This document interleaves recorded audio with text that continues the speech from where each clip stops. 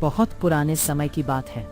ऊंचे पहाड़ों और घने जंगलों के बीच एक सुंदर सा राज्य था। उस राज्य के राजा की एक ही बेटी थी, राजकुमारी आर्या।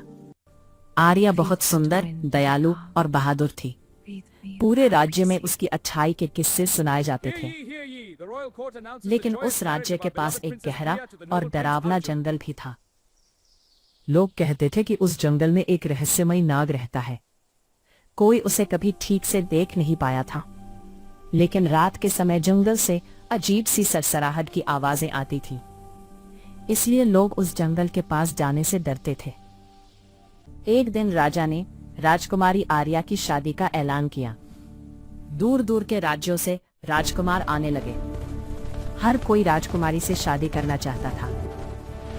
उसी समय एक दिन महल के दरवाजे पर एक अजनबी युवक आया। वो बहुत शांत और गंभीर था। उसके कपड़े साधारण थे, लेकिन उसकी आंखों में एक अजीब सी चमक थी। उसने अपना नाम वीर बताया। जब राजा ने उससे पूछा, तुम कौन हो और यहाँ क्यों आए हो? वीर ने धीरे से कहा, महाराज, मैं दूर के जंगलों से आया हूँ। मैं राजकुमारी का हाथ मांगने आया हूँ। दरबार में आ गए थे और गेम बदमाश था। आज के समय की बात करें, सब लोग हंसने लगे।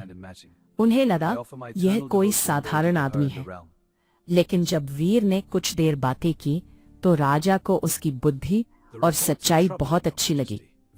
राजा ने सोचा, यह युवक अलग है, इसके अंदर कुछ रहस्य जरूर है।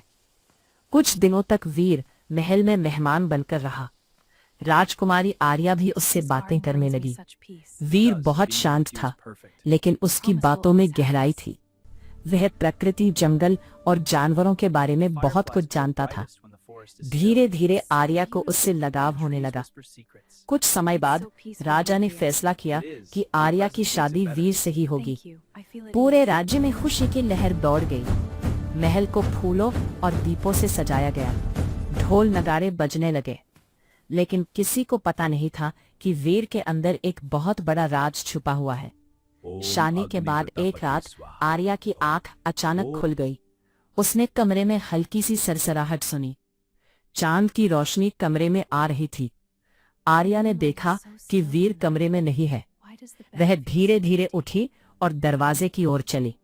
तभी उसने देखा कि कमरे के कोने में एक बड़ा सा नाग सरक रहा है। आर्या का दिल जोर से धड़कने लगा। वो डर गई। उसकी सांसें तेज हो गई। लेकिन तभी कुछ अजीब हुआ। वो नाग धीरे धीरे चमकने लगा और कुछ ही पलों में वो फिर से वीर बन गया। आर्या यह देखकर स्तब्ध रह गई। अगली सुबह आर्या बहुत चुप थी। वीर ने उसकी आंखों में डर देख लिया। वो समझ गया कि अब सच छुपाना मुश्किल है। वीर ने धीरे से कहा, आर्या, मुझे तुमसे एक सच्चाई बतानी है। आर्या का दिल घबरा रहा था। वीर बोला, मैं असल में एक साधारण इंसान नहीं हूँ।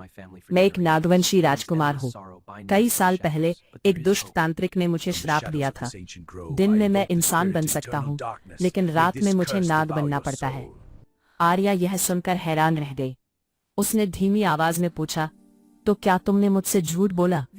वीर की आंखों में आंसू आ गए। मैंने तुम्हें धोखा नहीं देना चाहा, लेकिन अगर मैं सच बताता तो शायद तुम मुझसे शादी नहीं करती। कुछ देर कमरे में सन्नाटा रहा। आर्या ने गहरी सांस ली।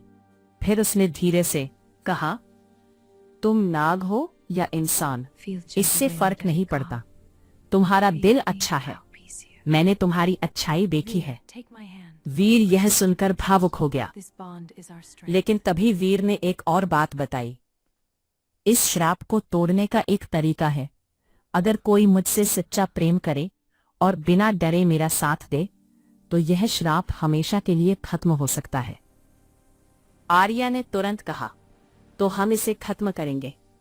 उस रात आर्या ने डर के बावजूद वीर के साथ उसी कमरे में रहने का फैसला किया। जब रात हुई और वीर नाग में बदल गया, तो आर्या का दिल फिर से तेज धड़कने लगा। लेकिन इस बार उसने डरकर भागने के बजाय धीरे से उस नाग के सिर पर हाथ रख दिया। जैसे ही उसने ऐसा किया, कमरे में तेज रोशनी फैल गई। हवा में एक अजीब सी चमक फैल गई और फिर अचानक वो नाग चमकते हुए फिर से इंसान बन गया। लेकिन इस बार कुछ अलग था।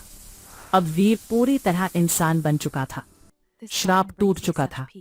वीर की आंखों में खुशी के आंसू थे। आर्या, तुमने मुझे आजाद कर दिया। आर्या मुस्कुराई।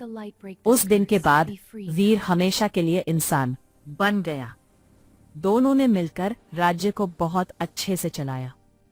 लोग कहते थे कि उनकी कहानी सिर्फ प्रेम की नहीं, बल्कि विश्वास और साहस की कहानी है। और उस जंगल में जहां कभी लोग डरते थे, अब सिर्फ हवा की शांत सरसराहट सुनाई देती थी, क्योंकि वहां का रहस्यमयी नाग अब एक सच्चा राजा बन चुका था।